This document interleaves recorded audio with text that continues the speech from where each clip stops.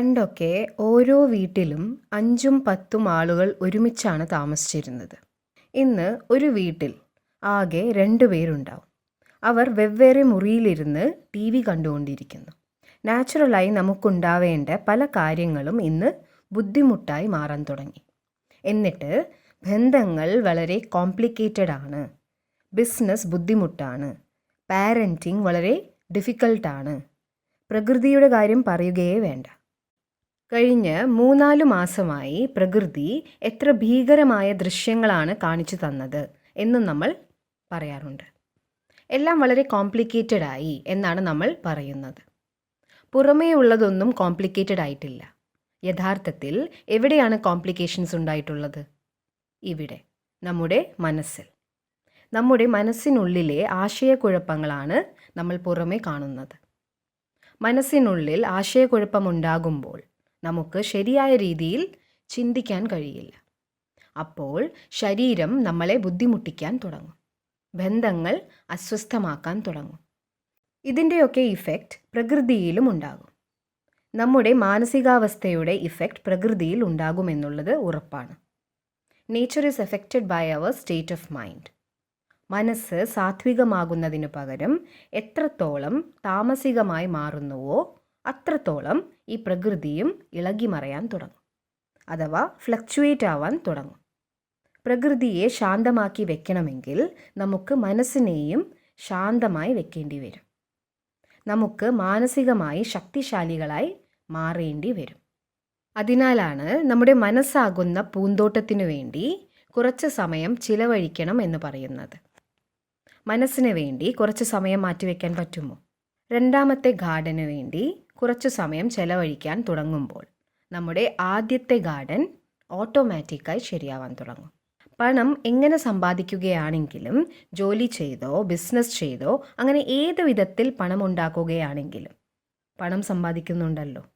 നമ്മൾ പണം സമ്പാദിക്കുന്ന സ്ഥലത്തെക്കുറിച്ച് വളരെ ശ്രദ്ധയോടെ ചിന്തിക്കണം. നമ്മൾ പണമുണ്ടാക്കുന്ന സ്ഥലത്ത് നമ്മുടെ ഓരോ കർമ്മങ്ങളിൽ നിന്നും അവിടെയുള്ള ഓരോരുത്തരും തൃപ്തരായിരിക്കണം. ജോലി ചെയ്യുന്ന സ്ഥലത്തിന് ഇനി മുതൽ എല്ലാ ദിവസവും അനുഗ്രഹങ്ങൾ അഥവാ ബ്ലെസ്സിങ്സ് നൽകണം. ഈ രാജ്യത്ത് ഒരുപാട് പേർ ജോലിയില്ലാതെ ബുദ്ധിമുട്ടുന്നുണ്ട്. രാവിലെ ഓഫീസിലേക്ക് പോകുന്നു, വൈകുന്നേരമാകുമ്പോഴേക്കും ജോലി പോകുന്നു. ഇതാണ് അവസ്ഥ. നമുക്ക് ജോലിയുണ്ട്. അപ്പോൾ നമ്മൾ ആ സ്ഥലത്തേക്ക് ദിവസവും എങ്ങനെയുള്ള എനർജിയാണ് നൽകേണ്ടത്? പറയൂ, എങ്ങനെയുള്ള എനർജിയാണ് അവിടേക്ക് നൽകേണ്ടത്? അനുഗ്രഹങ്ങൾ, ബ്ലെസ്സിങ്സ് ആണ് നമ്മൾ ആ സ്ഥലത്തേക്ക് നൽകേണ്ടത്, അല്ലേ? എന്നാൽ അതിനു പകരം നമ്മൾ അവിടെ ഇരുന്ന് അവിടെ ജോലി ചെയ്ത് ആ സ്ഥലത്തിനെ തന്നെ കുറ്റം പറഞ്ഞുകൊണ്ടിരിക്കുന്നു. ആരാണോ നമുക്ക് ജോലി തന്നത് അവരെയും വിമർശിച്ചുകൊണ്ടിരിക്കുന്നു. അവരുടെ തെറ്റുകളെ കണ്ടുപിടിച്ചുകൊണ്ടേയിരിക്കുന്നു. ആരുടെ കൂടെയാണോ ജോലി ചെയ്യുന്നത് അവരെയെല്ലാം ഓരോ വിധത്തിലും വിമർശിച്ചു കൊണ്ടേയിരിക്കുന്നു. കാരണം നമ്മൾ മാനസികമായി തളർന്നിരിക്കുകയാണ്.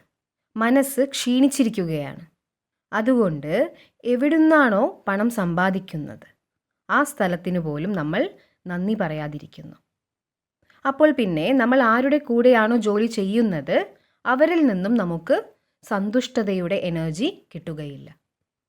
നമ്മുടെ ജോലി സ്ഥലത്തിന് എല്ലാ ദിവസവും അനുഗ്രഹങ്ങൾ നൽകണം. എല്ലാ ദിവസവും ആ സ്ഥലത്തിനോട് നന്ദി പറയണം. ജോലി ഒരിക്കലും നിസ്സഹായമായ ഭാവത്തിൽ ചെയ്യരുത്. നമ്മൾ പലപ്പോഴും 2 കാര്യങ്ങളാണ് നിസ്സഹായമായി ചെയ്യാറുള്ളത്. ഒന്ന്, നമ്മുടെ ജോലി ചെയ്യാതെ പറ്റില്ലല്ലോ, ജോലി ചെയ്യണം. മറ്റൊരു ജോലി കിട്ടിയാൽ ഞാൻ ഇന്ന് തന്നെ ഈ ജോലി വിടും. ഇത്രയധികം വിഷമിച്ചാണ് ഞാൻ ഇവിടെ ജോലി ചെയ്യുന്നത്. അപ്പോൾ പിന്നെ അവിടെ നിന്ന് കിട്ടുന്ന പണത്തിൻ്റെ എനർജിക്കും ആ നിസ്സഹായത തന്നെയല്ലേ ഉണ്ടാവുക. അങ്ങനെ വീട്ടിലേക്ക് വരുന്ന പണം നിസ്സഹായതയോടെയാണ് വരുന്നത്. രണ്ടാമതായി, വീട്ടിൽ ഉണ്ടാക്കുന്ന ഭക്ഷണം നിസ്സഹായതയോടെ ബുദ്ധിമുട്ടി ഉണ്ടാക്കുന്നു. ആകെ ക്ഷീണിച്ചിരിക്കുകയാണ്. ഉണ്ടാക്കാതെ പറ്റില്ലല്ലോ, ഞാൻ തന്നെ ഉണ്ടാക്കണം, അതുകൊണ്ട് ചെയ്യുന്നു. അങ്ങനെ ജീവിതം തന്നെ നിസ്സഹായത നിറഞ്ഞതാകുന്നു. അങ്ങനെ ജീവിച്ചു പോകുന്നു. അങ്ങനെയൊക്കെ പോകുന്നു എന്ന മട്ടിലാവും ജീവിതം. കാരണം പണം നിസ്സഹായതയുടെ എനർജിയും കൊണ്ടാണ് വരുന്നത്.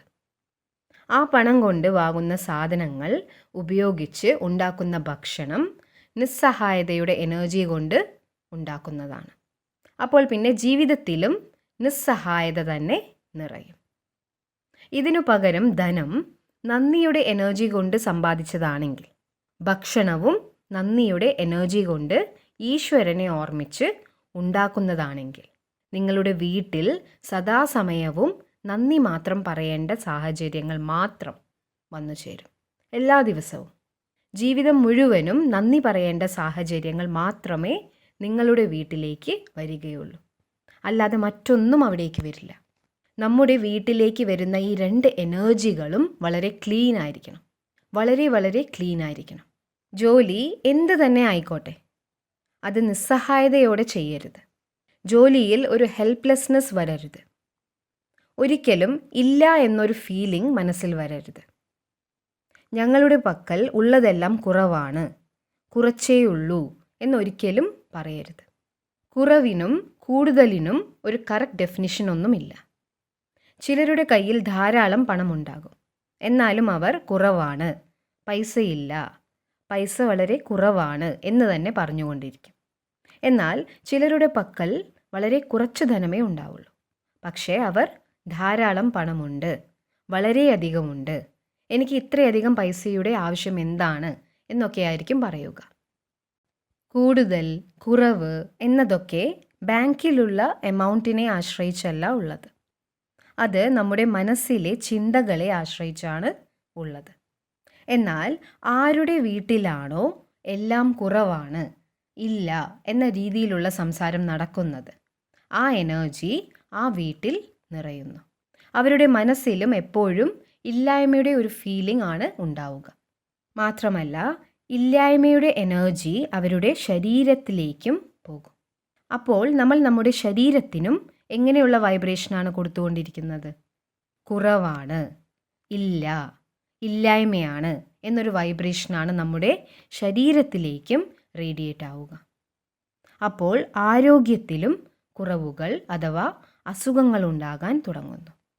ഇന്നത്തെ കാലത്ത് നമ്മൾ ഏതെല്ലാം കാര്യങ്ങൾക്ക് വേണ്ടിയാണ് ഇല്ല ഇല്ല എന്ന് പറയാറുള്ളത്? പറയൂ. നമ്മുടെ ജീവിതത്തിലൊക്കെ ഏതെല്ലാം കാര്യങ്ങളുടെ ഇല്ലായ്മകളാണ് ഉള്ളത്? പണം കുറവാണ്, വീട്ടിൽ സ്ഥലം കുറവാണ്, സമയവും കുറവാണ്, തീരെ സമയമില്ല എന്ന് പറയുന്നത് ഇന്നത്തെ കാലത്തെ ഒരു പകർച്ചവ്യാധിയായി മാറിയിരിക്കുകയാണ്. ചെറിയ കുട്ടികൾ പോലും സമയമില്ല, സമയമേ ഇല്ല എന്ന് പറഞ്ഞ് നടക്കുന്നുണ്ട്. It's not good energy. It's not good energy. It's the energy of lacking. എല്ലാം കുറവാണ് എന്ന് പറയുന്നത് ഒരു എനർജിയാണ്. ഇതൊരു നല്ല എനർജിയല്ല.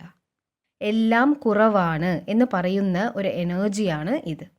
ഇതിന് പകരമായി നമ്മൾ എന്താണ് പറയേണ്ടത്? ഞങ്ങളുടെ പക്കൽ വളരെ വളരെ അധികമുണ്ട്. എത്രയുണ്ട് എന്ന് ചിന്തിക്കുന്നുവോ അത്രയും ലഭിക്കും. അങ്ങനെയായിത്തീരും. നമ്മൾ ശരിയായ രീതിയിൽ ചിന്തിക്കുകയും ശരിയായ രീതിയിൽ സംസാരിക്കുകയും ചെയ്യുമ്പോൾ നമ്മുടെ കുട്ടികളും നമ്മുടെ സംസാര രീതികൾ തന്നെ പഠിക്കാൻ തുടങ്ങും. മുതിർന്നവർ തന്നെ സമയമില്ല, ഒട്ടും തന്നെ സമയമില്ല എന്ന് അവരുടെ മുന്നിൽ വെച്ച് പറയുമ്പോൾ അവരും ഓട്ടോമാറ്റിക്കായി സമയമില്ല ഇങ്ങനെ തന്നെ പറഞ്ഞു തുടങ്ങും. നമ്മൾ അതിനെ ന്യായീകരിക്കാറുമുണ്ട്. പാവം കുട്ടികൾ, അവർക്ക് സ്കൂളിൽ പോകണം, ആ ക്ലാസ് ഈ ക്ലാസ്, അങ്ങനെ എന്തെല്ലാം കാര്യങ്ങൾക്ക് പോകണം. പാവം കുട്ടികൾ. സ്വന്തം മക്കളെ പോലും നമ്മൾ പാവം എന്നാണ് പറയാറുള്ളത്. പാവം കുട്ടികൾ. ഇന്നത്തെ കാലത്തെ കുട്ടികൾ പാവം കുട്ടികളാണ്. ഇത്ര ചെറിയ കുട്ടികളെ പോലും നിങ്ങൾ സിമ്പതിയോടെ കാണാൻ തുടങ്ങുമ്പോൾ അവരുടെ ഭാവി എന്തായി മാറും? കുട്ടികളെക്കുറിച്ചുള്ള ഓരോ ചിന്തയും ഓരോ വാക്കും അനുഗ്രഹമായിരിക്കണം. ധാരാളം സമയമുണ്ട്, ധാരാളം സമയമുണ്ട് എന്ന് നമ്മൾ കുട്ടികളുടെ മുന്നിൽ വെച്ച് പറയുകയാണെങ്കിൽ അവരും അത് തന്നെ പഠിക്കും. എത്ര സമയം വേണമോ അതിലും വളരെയധികം സമയം നമ്മുടെ പക്കലുണ്ട്. നമ്മുടെ പക്കൽ ധാരാളം ധനമുണ്ട്. ശരിക്കും പറഞ്ഞാൽ നമ്മൾ എന്താണോ പറയുന്നത് അതുപോലെ തന്നെ ഫീൽ ചെയ്യുന്നു. എങ്ങനെയാണോ ഫീൽ ചെയ്യുന്നത് അത് നമ്മുടെ കർമ്മമായി മാറുന്നു. നമ്മൾ എങ്ങനെയുള്ള കർമ്മങ്ങളാണോ ഉണ്ടാക്കുന്നത് അതുപോലെ നമ്മുടെ ഭാഗ്യം നിർമ്മിക്കപ്പെടുന്നു. ആസ് വിൽ ബി യുവർ കർമ്മ, so will be your destiny. ഇല്ല, കുറവാണ്, വേണ്ടത്ര ഇല്ല എന്നൊക്കെ പറഞ്ഞുകൊണ്ടിരുന്നാൽ ജീവിതത്തിൽ എല്ലാവിധത്തിലും ധനം വന്നു ചേരും. പക്ഷേ സംതൃപ്തി മാത്രം ലഭിക്കില്ല. കാരണം നമ്മൾ ഇല്ല ഇല്ല എന്നാണ് പറഞ്ഞുകൊണ്ടിരിക്കുന്നത്.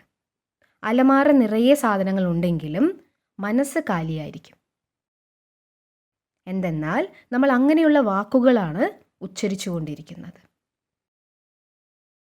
ഏതു മന്ത്രമാണോ ചൊല്ലിക്കൊണ്ടിരിക്കുന്നത് അത് യാഥാർത്ഥ്യമാകും. അതിനാലാണ് മന്ത്രങ്ങൾ ശ്രദ്ധിച്ചു ചൊല്ലണം എന്ന് പറയുന്നത്. സമയമില്ല സമയമില്ല എന്ന് പറയുന്നത് നമ്മുടെ ഒരു മന്ത്രമായി മാറിക്കഴിഞ്ഞു. നിങ്ങൾ തന്നെ ആലോചിച്ചു നോക്കൂ. സമയമില്ല എന്ന ദിവസവും എത്ര പ്രാവശ്യമാണ് നമ്മൾ പറയാറുള്ളത്? മറ്റൊരു മന്ത്രവും നമ്മൾ ഇതുപോലെ പറയാറില്ല. കാരണം മറ്റു മന്ത്രങ്ങളൊന്നും ചൊല്ലാൻ പോലും നമുക്ക് സമയമില്ല. വളരെ ബിസിയാണ്. കേൾക്കുന്നവരും പറയും, ഇവരോട് ഒന്നും പറയണ്ട, അവർ വളരെ ബിസിയാണ്. അവരിൽ നിന്നും ബിസിയാണ് എന്ന വരദാനം കൂടി നമുക്ക് കിട്ടുന്നു. എല്ലാവരും പരസ്പരം ബിസിയാണ് എന്ന വരദാനം നൽകിക്കൊണ്ടിരിക്കുന്നു. ബിസിയാണ് എന്നാൽ മനസ്സ് ശാന്തമല്ല, സ്റ്റേബിൾ അല്ല, ഈസി അല്ല, റിലാക്സ്ഡ് അല്ല. ഇതാണ് അർത്ഥം. ഈ വാക്കുകളൊക്കെ ഇന്ന് ഇവിടെ തന്നെ വിട്ടിട്ട് പോകണം. ഇതൊന്നും നമുക്ക് സഫലത തരുന്നവയല്ല. ഇവയൊന്നും നമ്മളെ സമൃദ്ധിയിലേക്ക് എത്തിക്കുകയുമില്ല. ഇങ്ങനെയുള്ള വാക്കുകൾ പറഞ്ഞ് നമ്മൾ മനസ്സിനെ കാലിയാക്കി ശക്തിഹീനമാക്കുകയാണ് ചെയ്യുന്നത്. ഇതുമാത്രമല്ല, മരിക്കാൻ പോലും സമയമില്ല എന്നും ചിലർ പറയാറുണ്ട്. പറയൂ, നിങ്ങളിൽ ആരൊക്കെയാണ് മരിക്കാൻ പോലും സമയമില്ല എന്ന് പറയാറുള്ളത്? കൈ ഉയർത്തു. മരിക്കാൻ പോലും സമയമില്ല എന്നാണ് പറയുന്നത്. ഒന്ന് ആലോചിച്ചു നോക്കൂ. നമ്മൾ അവനവനെക്കുറിച്ച് എങ്ങനെയുള്ള വാക്കുകളാണ് പറയുന്നത്? ഇങ്ങനെയുള്ള വരികൾ ചിന്തിക്കുകയും പറയുകയുമൊക്കെ ചെയ്യുമ്പോൾ നമ്മൾ ഏത് തരത്തിലാണ് നമ്മുടെ ഭാഗ്യം എഴുതുന്നത് എന്നുകൂടി ആലോചിക്കണം. എങ്ങനെയുള്ള കർമ്മമാണ് നമ്മൾ നമ്മുടെ ഭാഗ്യത്തിൽ എഴുതിക്കൊണ്ടിരിക്കുന്നത്? ഇനി പറയൂ, നമ്മുടെ പക്കൽ എത്ര സമയമുണ്ട്? ധാരാളം സമയമുണ്ട്. മറ്റാരെങ്കിലും വന്ന് നിങ്ങൾ ബിസിയാണോ എന്ന് ചോദിച്ചാൽ അല്ല, തീരെ ബിസിയല്ല എന്ന് മാത്രമേ പറയാവൂ. ഞാൻ ബിസിയാണ് എന്ന് ഒരിക്കലും പറയരുത്.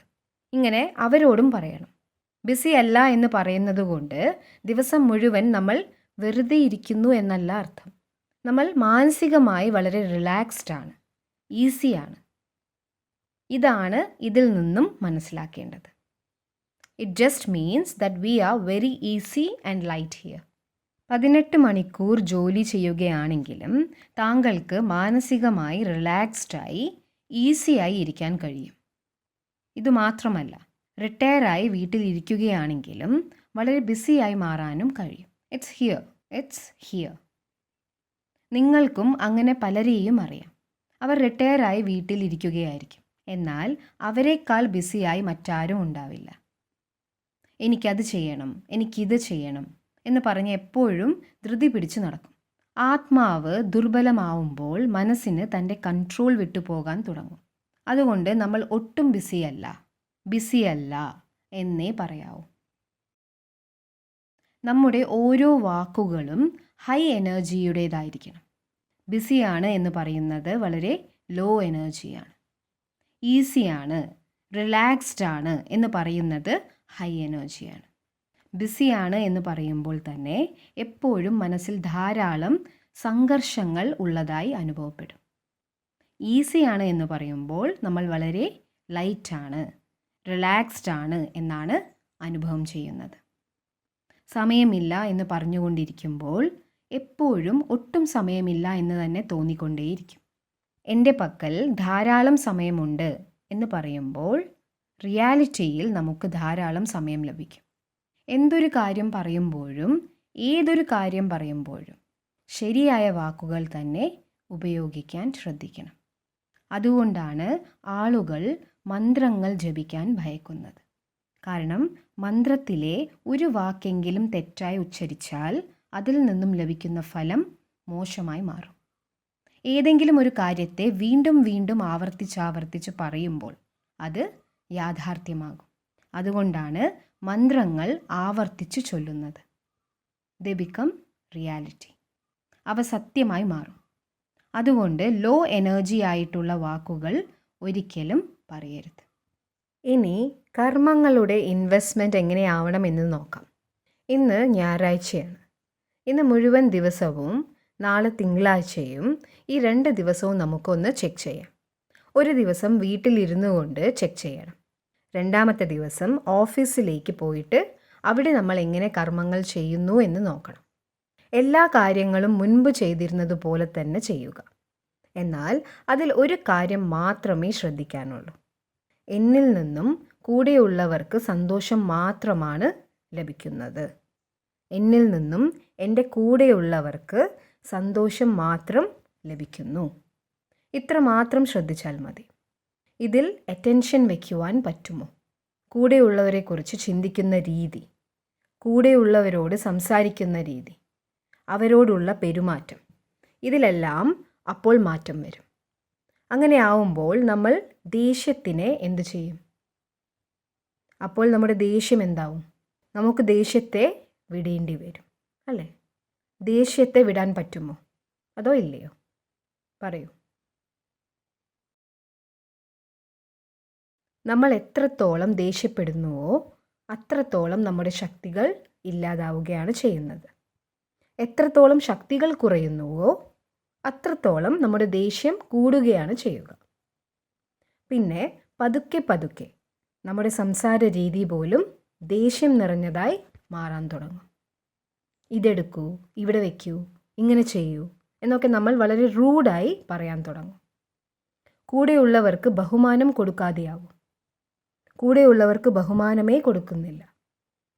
നമ്മൾ മറ്റുള്ളവർക്ക് ബഹുമാനം കൊടുക്കാതെയാവുമ്പോൾ പിന്നെ നമുക്ക് സ്വയം എങ്ങനെയാണ് സന്തുഷ്ടരായിരിക്കാൻ കഴിയുക?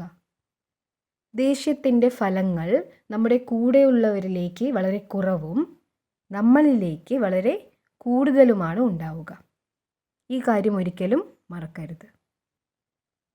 ഇക്കാര്യം നിങ്ങൾക്കറിയാം, അല്ലേ? എന്നിട്ടും നിങ്ങൾ ദേഷ്യപ്പെടുന്നു. നമ്മുടെ സന്തോഷമാണ് ഇല്ലാതാവുന്നത്. എൻ്റെ ആരോഗ്യമാണ് എഫക്റ്റ് ആവുന്നത്. ഇതെല്ലാം നമുക്ക് തിരിച്ചറിയണം. ഇതിലൂടെ വീടിൻ്റെ അന്തരീക്ഷമാണ് മലിനമാകുന്നത്. എൻ്റെ ജോലി സ്ഥലത്തിൻ്റെ അന്തരീക്ഷം മോശമാകുന്നു. പൊല്യൂട്ടഡ് ആയിട്ടുള്ള ഒരു അന്തരീക്ഷത്തിൽ നമ്മൾ എങ്ങനെയാണ് ഒരു ദിവസം മുഴുവൻ കഴിച്ചു കൂട്ടുക? വീട്ടിലെ സാധനങ്ങളോടൊപ്പം ഒരു കാര്യം കൂടി ഓർമ്മ വയ്ക്കണം. വീടിൻ്റെ എനർജി, വീടിൻ്റെ വൈബ്രേഷൻ ഹൈ ആണ് എന്ന് നമ്മൾ ഉറപ്പുവരുത്തണം. വീടിൻ്റെ എനർജിയെയും വീടിൻ്റെ വൈബ്രേഷനെയും ഉയർത്തുക തന്നെ വേണം. ഇന്ന് നിങ്ങൾക്ക് ഹോളിഡേ ആണ്. ഇന്ന് വീട്ടിലിരുന്ന് ഒന്ന് ആലോചിക്കണം. ഞാൻ എൻ്റെ വീട്ടിലെ ഏതെല്ലാം കാര്യങ്ങളാണ് മാറ്റേണ്ടത്? എൻ്റെ വീട്ടിലെ എന്തെല്ലാം കാര്യങ്ങൾ ചേഞ്ച് ചെയ്താലാണ് വീടിൻ്റെ എനർജി ഹൈ ആക്കാൻ കഴിയുക? വീടിൻ്റെ എനർജി വെറുതെ വാസ്തു നോക്കിയാൽ മാത്രം ഹൈ ആവുന്ന ഒരു കാര്യമല്ല. ആളുകൾ പറയും, നിങ്ങളുടെ റൂമിൻ്റെ ഡയറക്ഷൻ ശരിയല്ല, അതുകൊണ്ടാണ് നിങ്ങൾ തമ്മിൽ വഴക്കുകൾ ഉണ്ടാകുന്നത്. റൂമിൻ്റെ ഡയറക്ഷൻ മാറ്റണം. നമ്മൾ പറയും, എന്തിനാണ് വെറുതെ റൂം മാത്രം മാറ്റുന്നത്? നമുക്ക് ആ വീട് തന്നെ വിടാം, വീട് ചേഞ്ച് ചെയ്യാം.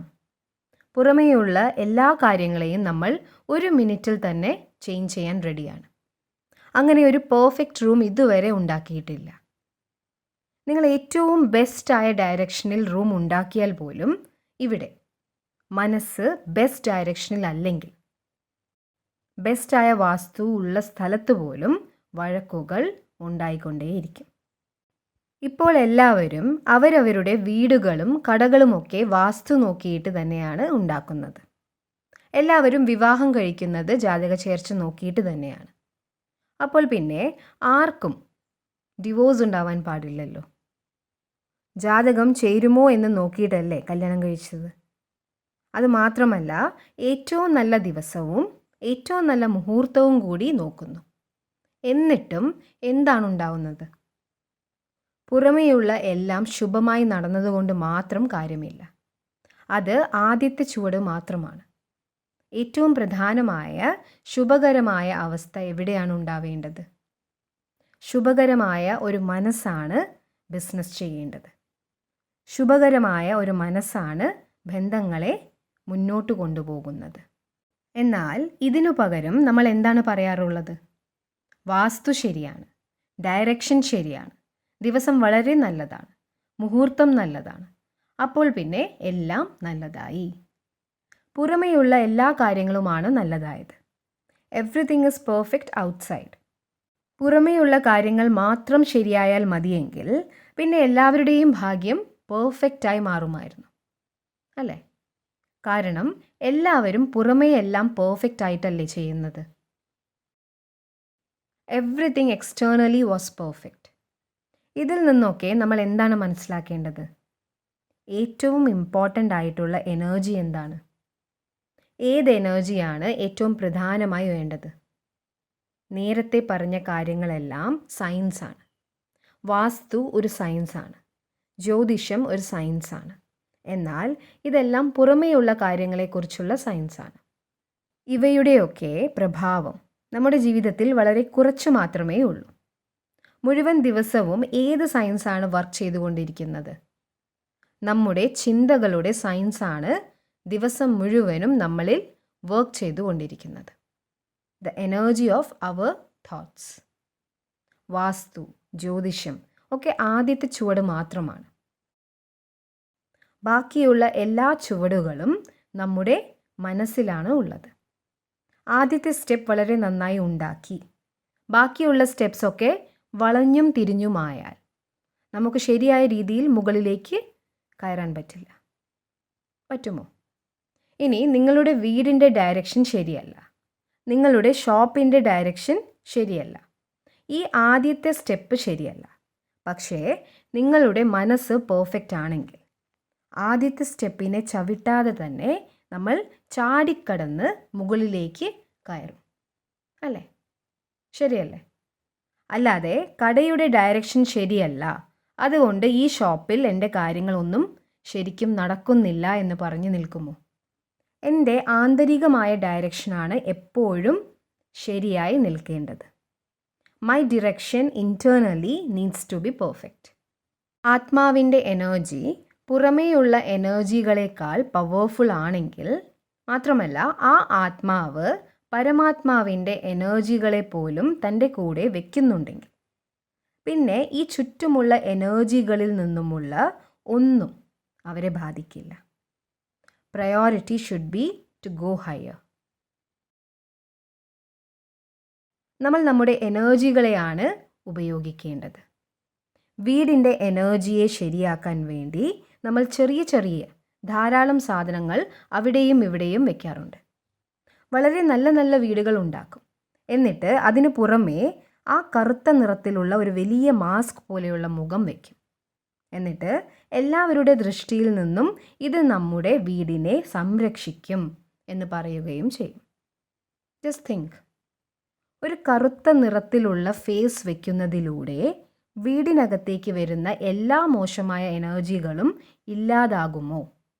അങ്ങനെയാണെങ്കിൽ പിന്നെ ആ വീട്ടിൽ എല്ലാം പെർഫെക്റ്റായി മാറേണ്ടതല്ലേ? എന്തെങ്കിലും ഒരു ചെറിയ പ്രശ്നം ഉണ്ടായാൽ ഉടൻ പറയും, ആരുടെയോ ദൃഷ്ടി പെട്ടിട്ടുണ്ട്. അപ്പോൾ പിന്നെ പുറമെ വെച്ചിരുന്ന ആ കറുത്ത ഫേസ് വർക്ക് ചെയ്തിരുന്നില്ലേ? Physical objects cannot stop all the energy. പുറമെ വയ്ക്കുന്ന വസ്തുക്കൾക്ക് വീടിനകത്തേക്ക് വരുന്ന എനർജികളെ നിർത്താനുള്ള ശക്തിയൊന്നുമില്ല. നാരങ്ങയും മുളകുമൊക്കെ വീടിനു മുന്നിൽ തൂക്കുന്നതുകൊണ്ട് നെഗറ്റീവ് എനർജി വരാതിരിക്കില്ല. ഇതെല്ലാം ചെറിയ കാര്യങ്ങളാണ്. ഇതിൻ്റെ എല്ലാം പിന്നിലും സയൻസ് ഉണ്ടാവും. എന്നാൽ നമ്മൾ നമ്മുടെ മനസ്സിൻ്റെ സ്ഥിതിയെ ശ്രദ്ധിച്ചില്ലെങ്കിൽ പിന്നെ വെറും നാരങ്ങയും മുളകുമൊക്കെ വീടിനു മുന്നിൽ തൂക്കി വെക്കുന്നത് കൊണ്ട് മാത്രം അവ നമ്മളെ എല്ലാവരുടെയും എനർജികളിൽ നിന്നും രക്ഷിക്കുകയില്ല. That is not possible. That is not possible. നമ്മുടെ എനർജി അങ്ങേയറ്റം ഡൗൺ ആവുകയും ഈ വസ്തുക്കളൊക്കെ വീട്ടിൽ തൂക്കുമ്പോൾ എല്ലാം ശരിയാവുമെന്ന് വിശ്വസിക്കുന്നത് കൊണ്ടും ഒന്നും ശരിയാവാൻ പോകുന്നില്ല. നമ്മൾ സ്വന്തം എനർജികളെയാണ് ഉപയോഗിക്കേണ്ടത്. വീടിൻ്റെ എനർജി എങ്ങനെയാക്കിയാണ് മാറ്റേണ്ടത്? വീടിൻ്റെ എനർജി ഹൈ ആക്കണം. വീട്ടിലുള്ള എല്ലാവരുടെയും മനസ്സിൻ്റെ ഡയറക്ഷൻ ശരിയാണെങ്കിൽ വീടിൻ്റെ എനർജിയും ഹൈ ആകും. Energy of the house increases. നമ്മുടെ ചിന്തകളിൽ നിന്നും ഏതെല്ലാം കാര്യങ്ങളെ മാറ്റി നിർത്തിയാലാണ് വീടിൻ്റെ എനർജി ഹൈ ആവുക? നമ്മുടെ ചിന്തകളിൽ നിന്നും ഏതെല്ലാം കാര്യങ്ങളെ മാറ്റി നിർത്തിയാലാണ് വീടിൻ്റെ എനർജി ഹൈ ആവുക? നിങ്ങളുടെ റൂമിൻ്റെ വാസ്തു ശരിയല്ലെങ്കിൽ അതിനെ ഒരു വെല്ലുവിളിയായി ഏറ്റെടുക്കണം. Take it as A challenge. ഞങ്ങൾ മുറിയുടെ ഡയറക്ഷൻ മാറ്റുന്നില്ല എന്ന് പറയണം. എങ്ങനെയാണോ ഉണ്ടാക്കിയിരിക്കുന്നത് അതുപോലെ തന്നെ ഇരിക്കട്ടെ. ഇടയ്ക്കിടയ്ക്ക് ഓൾട്രേഷൻസ് ഒന്നും നടത്താൻ പറ്റില്ലല്ലോ. ഒരാൾ പറയും ഇവിടെ മാറ്റണം, വേറൊരാൾ പറയും വേറൊരു ഭാഗത്ത് മാറ്റണം. അവർ പറയുന്നത് ശരിയായിരിക്കും. പക്ഷെ നമുക്ക് എത്ര പ്രാവശ്യം മുറിക്കും വീടിനും വ്യത്യാസങ്ങൾ വരുത്താൻ പറ്റും? ഇതിനു പകരമായി താങ്കൾ പറയുന്നത് ഞങ്ങൾക്ക് മനസ്സിലാവുന്നുണ്ട്, ഡയറക്ഷൻ ശരിയല്ല എന്നത് ഞങ്ങൾക്കറിയാം, എന്നാൽ ഈ മുറിയിൽ തന്നെ താമസിച്ചുകൊണ്ട് ഞങ്ങൾ ഇനി ഒരിക്കലും വഴക്ക് കൂടില്ല എന്ന് താങ്കൾക്ക് ഗ്യാരണ്ടി തരികയാണ് എന്ന് പറയണം. It is only A thought. ഇതിനു പകരമായി എൻ്റെ മുറിയുടെ ഡയറക്ഷൻ ശരിയല്ല, ഇവിടെ എന്തായാലും വഴക്കുണ്ടാവും, എൻ്റെ ഷോപ്പിൻ്റെ ഡയറക്ഷൻ ശരിയല്ല, ഇവിടെ ബിസിനസ് നന്നായി നടക്കില്ല എന്നൊക്കെ വിചാരിക്കുന്നത് നമ്മൾ അവനവനു തന്നെ അനുഗ്രഹങ്ങൾ നൽകുന്നത് പോലെയാണ്. നമ്മുടെ വീടിനും നമ്മുടെ ജോലിക്കും നമ്മൾ തന്നെ ഇങ്ങനെയുള്ള അനുഗ്രഹങ്ങൾ നൽകുന്നു. അപ്പോൾ പിന്നെ അതൊരിക്കലും ശരിയാവാതെ പോകും. കാര്യങ്ങൾ ശരിയാവാതിരിക്കുമ്പോൾ നമ്മൾ എന്താണ് പറയുക? ഡയറക്ഷൻ ശരിയല്ലല്ലോ, പിന്നെ എങ്ങനെ വീട്ടിൽ വഴക്കുണ്ടാകാതിരിക്കും? Keep your thoughts right. നമ്മൾ സ്വന്തം ചിന്തകളെ ശരിയാക്കി വെക്കണം. എല്ലാ കാര്യങ്ങളെയും പുറമേ ചേഞ്ച് ചെയ്യാൻ പറ്റില്ല. പുറമേ ഒരുപാട് മാറ്റങ്ങൾ വരുത്തി ഇപ്പോൾ ആളുകൾ സ്വന്തം വീട് മാറ്റാൻ റെഡിയാണ്, ഷോപ്പ് മാറ്റാൻ റെഡിയാണ്, തൻ്റെ പേര് മാറ്റാൻ റെഡിയാണ്, ഏത് നിറത്തിലുള്ള ഡ്രസ്സാണോ ഇട്ടിരുന്നത് അത് മാറ്റാൻ റെഡിയാണ്. ഇത് മാത്രമല്ല, ഭാര്യയെയും ഭർത്താവിനെയും മാറ്റാൻ റെഡിയാണ്. വലിയ വലിയ നഗരങ്ങളിൽ നമ്മൾ ഇതാണ് കാണുന്നത്. ആളുകൾ അത്രയ്ക്ക് ക്ഷീണിച്ചു പോയിരിക്കുന്നു. ഇവരോടൊന്നും അഡ്ജസ്റ്റ് ചെയ്യാൻ പറ്റുന്നില്ല, ഇവരോട് പറ്റുന്നില്ല. ജോലി മാറാൻ റെഡിയാണ്. സ്വയം മാറാൻ മാത്രം നമ്മൾ റെഡിയല്ല. ബാക്കിയെല്ലാം മാറ്റാൻ നമ്മൾ റെഡിയാണ്. സ്വയം മാറാൻ മാത്രം നമുക്ക് പറ്റില്ല. അത് ചേഞ്ച് ചെയ്യൂ, ഇത് ചേഞ്ച് ചെയ്യൂ എന്ന് പറഞ്ഞ് നമ്മൾ നിൽക്കുന്നു. എല്ലാം ചേഞ്ച് ചെയ്യുന്നതിലും ഭേദമാണ് ഒരേ ഒരാൾ മാറുന്നത്, സ്വയം ചേഞ്ച് ആവുന്നത്. അപ്പോൾ പിന്നെ പുറമേയുള്ള എല്ലാം ശരിയാകുമായിരുന്നു. കാരണം ഇതെല്ലാം ആത്മാവിലാണ് ഉള്ളത്. It's here. ദിവസവും 1 മണിക്കൂർ വീതം നമ്മൾ പരമാത്മാവിൽ നിന്നുമുള്ള ജ്ഞാനം പഠിക്കാൻ തുടങ്ങുമ്പോൾ, ജ്ഞാനത്തിൻ്റെ കാര്യത്തിൽ നമ്മുടെ ഉള്ളിലേക്ക് ദിവസവും രാവിലെ നിറയ്ക്കുമ്പോൾ, പരമാത്മാവുമായി കണക്റ്റഡ് ആവുമ്പോൾ നമ്മൾ ആത്മാവിൻ്റെ ശക്തികളെയാണ് വർദ്ധിപ്പിക്കുന്നത്. ആത്മാവിൻ്റെ ശക്തികളെ വർദ്ധിപ്പിക്കുമ്പോൾ പുറമെ ഒന്നും ചേഞ്ച് ചെയ്യേണ്ടി വരില്ല. കാരണം ആത്മാവിൽ നിറയെ ശക്തികളുണ്ട്. ഏതെങ്കിലും ഒരു വിഘ്നം വരികയാണെങ്കിൽ ആത്മാവിൻ്റെ ശക്തിയും പരമാത്മാവിൻ്റെ ജ്ഞാനവും ശക്തികളും ഒന്നിച്ച് വളരെ വലിയ വിഘ്നം വന്നാലും അത് വന്നതുപോലെ തന്നെ പോകുന്നു. വീട്ടിൽ ഇത്രയും വലിയ ഒരു പ്രശ്നമുണ്ടായി എന്ന് നമുക്ക് പോലും തോന്നുകയില്ല. എന്തെന്നാൽ ആത്മാവിൻ്റെ ശക്തികൾ ആ പരിതസ്ഥിതിയുടെ ശക്തിയേക്കാൾ വളരെ വലുതാണ്. ഇന്നു മുതൽ നമ്മുടെ വീടിൻ്റെ എനർജികളെയാണ് നമ്മൾ വൃത്തിയാക്കേണ്ടത്. വീട് വൃത്തിയാക്കി വെക്കുന്നത് എല്ലാവർക്കും വളരെ ഇഷ്ടമുള്ള കാര്യമാണ്. ഇത് വളരെ നല്ലൊരു ശീലമാണ്. എന്നാൽ വീട് വൃത്തിയാക്കി വെക്കാൻ വേണ്ടി പോലും വീടിനുള്ളിൽ വഴക്കുകൾ ഉണ്ടാവാറുണ്ട്. അതെന്തിനാ അവിടെ വെച്ചത്? ഇതെന്തിന് ഇവിടെ വെച്ചു? ഇവിടെ വൃത്തിയാക്കേണ്ടേ, അവിടെ വൃത്തിയാക്കണ്ടേ എന്നൊക്കെ പറഞ്ഞ് എല്ലാവരെയും വഴക്കു പറയുന്നത് കേൾക്കാറില്ലേ? വീട്ടിലേക്ക് വരുന്ന ഗസ്റ്റിന് പോലും ഇതെല്ലാം കേട്ട് വളരെ ടെൻഷൻ ആവാറുണ്ട്. ഇവരുടെ വീട്ടിൽ എന്തെങ്കിലും ഒന്ന് ശരിയായി വെച്ചില്ലെങ്കിൽ അവർ ആകെ ഡിസ്റ്റർബ്ഡ് ആകും എന്ന് പറഞ്ഞ് ഗസ്റ്റ് പോലും ടെൻഷൻ ആകാറുണ്ട്. ശരിയല്ലേ? ഞാൻ പറഞ്ഞത് ശരിയല്ലേ? വീട് ക്ലീൻ ആക്കി വെക്കുന്ന നമ്മുടെ സംസ്കാരം നല്ലതാണ്. എന്നാൽ ക്ലീൻ ആക്കേണ്ട സംസ്കാരം ഫിസിക്കലായ കാര്യങ്ങളിൽ മാത്രം ഒതുങ്ങരുത്. വീടിനെ നമ്മൾ വളരെയധികം വൃത്തിയാക്കി വെക്കണം. നമ്മുടെ വീട്ടിൽ ഒരു വിധത്തിലുമുള്ള മോശമായ ചിന്തകളും ഇല്ലാത്ത വിധം നമ്മൾ വൃത്തിയാക്കണം. വീട് വൃത്തിയാക്കാൻ വേണ്ടി വീട്ടിൽ ടെൻഷൻ ഉണ്ടാകുന്നു. അങ്ങനെയുള്ള ക്ലീനിങ്ങിനെ ക്ലീനിങ് എന്ന് പറയാൻ പറ്റില്ല. വീടിനുള്ള സ്ട്രെസ് ഉണ്ടാവാൻ പാടില്ല. വീടിൻ്റെ എനർജിയിൽ ഹെവിനെസ് ഉണ്ടാവാൻ പാടില്ല. ഇതിൻ്റെയൊക്കെ സ്വാധീനം നമ്മളിൽ ഉണ്ടാകും, നമ്മുടെ കുട്ടികളിലും ഉണ്ടാകും. വീടിൻ്റെ എനർജിക്ക് ദോഷമുണ്ടാകുന്ന ചിന്തകളെയും വാക്കുകളെയും നമ്മൾ വീടിനകത്തു നിന്നും ക്ലീൻ ചെയ്യണം. നമ്മുടെയൊക്കെ വീടിനുള്ളിൽ ധാരാളം സാധനങ്ങൾ വന്നു കഴിഞ്ഞു. ഇനി നമുക്ക് സന്തോഷമാണ് ആവശ്യം. സന്തോഷത്തിനായി നമുക്ക് നമ്മുടെ വീടിൻ്റെ എനർജിയെയാണ് വർദ്ധിപ്പിക്കേണ്ടത്. വീടിൻ്റെ എനർജികൾ ചില സാധനങ്ങൾ കൊണ്ടുവന്ന് വെച്ചാൽ വർദ്ധിപ്പിക്കാൻ കഴിയില്ല. വീടിൻ്റെ എനർജി ആ വീട്ടിൽ താമസിക്കുന്ന ആളുകളുടെ ചിന്തകൾ, വാക്കുകൾ, പെരുമാറ്റം എന്നിവയിലൂടെയാണ് ഉണ്ടാകുന്നത്. ഉദാഹരണമായി, വീട്ടിൽ നിങ്ങൾ 2 ചെടികൾ വെക്കുന്നു എന്ന് കരുതുക. 2 ചെടികളോടും നിങ്ങൾ വെവ്വേറെ രീതിയിൽ സംസാരിക്കണം. ഇതിൻ്റെ എഫക്റ്റ് ആ ചെടികളിൽ ഉണ്ടാവുമോ? നിങ്ങൾക്ക് എന്താണ് തോന്നുന്നത്? ഇങ്ങനെ ഒരു എക്സ്പെരിമെൻ്റ് എപ്പോഴെങ്കിലും ചെയ്തു നോക്കിയിട്ടുണ്ടോ?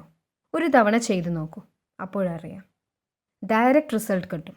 2 ചെടികൾ അടുത്തടുത്ത് വയ്ക്കുക. ഒരു ചെടിക്ക് വെള്ളമൊഴിക്കുമ്പോൾ വളരെ സ്നേഹത്തോടെ വെള്ളമൊഴിക്കുക. സ്നേഹത്തോടെ സംസാരിച്ചുകൊണ്ട് വെള്ളമൊഴിക്കുക. രണ്ടാമത്തെ ചെടിക്ക് അത്ര ശ്രദ്ധയൊന്നുമില്ലാതെ വെറുതെ വെള്ളമൊഴിച്ചു കൊടുക്കുക. എത്ര ബുദ്ധിമുട്ടാണ്! ദിവസവും ഈ ചെടിക്ക് വെള്ളമൊഴിക്കണം എന്ന് പറഞ്ഞുകൊണ്ട് രണ്ടാമത്തെ ചെടിക്ക് വെള്ളമൊഴിക്കുക.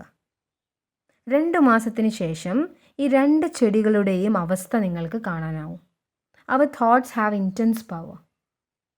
നമ്മുടെ ചിന്തകൾക്ക് അത്ര തീവ്രമായ ശക്തിയാണ് ഉള്ളത്. നമുക്ക് ചുറ്റും കാണുന്ന ചെടികൾ പ്രകൃതിയുടെ ഭാഗമാണ്.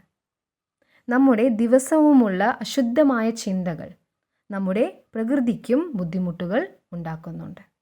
ബ്രഹ്മകുമാരീസ് ഈശ്വരീയ വിശ്വവിദ്യാലയത്തിൽ യോഗിക് കൃഷി എന്ന ഒരു പ്രൊജക്റ്റുണ്ട്. നമ്മൾ വയലുകളിൽ ചെന്ന് അവിടെ ഇരുന്ന് മെഡിറ്റേഷൻ ചെയ്യും. അവിടെ ഉണ്ടാകുന്ന ധാന്യങ്ങളും പഴങ്ങളുമൊക്കെ പുറമേ കാണുന്നതിലും ടേസ്റ്റിലും മാത്രമല്ല വ്യത്യസ്തമായി നിൽക്കാറുള്ളത്. അവയിൽ ഒരു കെമിക്കൽസും ഉണ്ടാവാറില്ല. മാത്രമല്ല, അത് കഴിക്കുമ്പോൾ നമുക്ക് ലഭിക്കുന്ന വൈബ്രേഷൻസ് അത്രയധികമാണ്.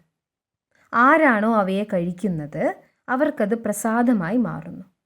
എന്തെന്നാൽ അത് മെഡിറ്റേഷൻ ചെയ്തുകൊണ്ട് ഉണ്ടാക്കിയ പച്ചക്കറികളും ധാന്യങ്ങളുമാണ്. ധാന്യങ്ങളും പച്ചക്കറികളും വളർത്തുമ്പോഴും പിന്നീട് പാകം ചെയ്യുമ്പോഴും അവയെ കഴിക്കുന്ന സമയത്തും അങ്ങനെ 3 സ്റ്റേജസിൽ കൂടി അവ കടന്നു പോകുന്നുണ്ട്: growing, cooking and eating. Food effects mind directly. ഭക്ഷണം ഡയറക്റ്റായി മനസ്സിനെ സ്വാധീനിക്കും. ഭക്ഷണത്തിൻ്റെ സ്വാധീനം ആദ്യം മനസ്സിലാണ് ഉണ്ടാകുന്നത്. കൃഷി ചെയ്യുമ്പോഴും ടെൻഷൻ, പാകം ചെയ്യുമ്പോഴും ടെൻഷൻ, അതിനുശേഷം കഴിക്കുന്ന സമയത്ത് ഫോണിൽ സംസാരിച്ചുകൊണ്ട് ടെൻഷനിൽ ഭക്ഷണം കഴിക്കുന്നു. അപ്പോൾ പിന്നെ മനസ്സിൻ്റെ സ്ഥിതി എന്താവും? മനസ്സെങ്ങനെയാവും? അന്തരീക്ഷം എപ്പോഴും പെർഫെക്റ്റ് ആവണമെന്നില്ല. പ്രകൃതി എപ്പോഴും നമുക്ക് അനുകൂലമായിരിക്കില്ല. എന്നാൽ മനസ്സിൻ്റെ സ്ഥിതി പ്രകൃതിയുടെ മുകളിൽ തൻ്റെ സ്വാധീനം ചെലുത്തും. അങ്ങനെ കാര്യങ്ങൾ മാറാൻ തുടങ്ങും.